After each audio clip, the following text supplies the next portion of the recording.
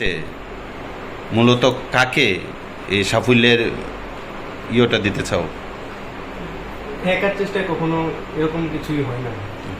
মূলত আমার মা বাবা, তারপর স্কুল টিচার্স, প্রাইভেট টিউটর সবাই প্রচুর হেল্প করেছে। আমি যখন হেল্প চেয়েছি তখন হেল্প করেছে।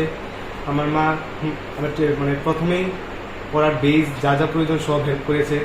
আমার বাবাকে কখনোই মানে যাই চেয়েছি তখনই এনে দিয়েছে যা চেয়েছি।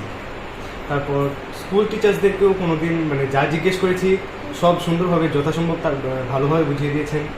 তো সবাইকে আমি কৃতজ্ঞতা স্বীকার করছি। কোন স্কুল থেকে তুমি পড়াশোনা করেছিলে? বিবেকানন্দ শিশু নিকেতন। তোমার মোট নাম্বার কত? 491। কত নম্বর স্থানে আছো তুমি? আমি 4র্থ স্থানে আছি। আগামী দিনে কি নিয়ে পড়াশোনা করতে চাও? আমি আগামী দিনে ইঞ্জিনিয়ারিং নিয়ে পড়াশোনা করতে চাই। আইআইটি যাওয়ার ইচ্ছা, আইআইটি করবো। তোমার বাবা কি কাজ করে? আমার বাবা একজন ব্যবসায়ী, সবজি ব্যবসায়ী। নাম কি ওনার? তখন সাহা। মামনি কি করে? মা একজন টিচার, যিনি করিমুরা স্কুলে চাকরি করে। তোমার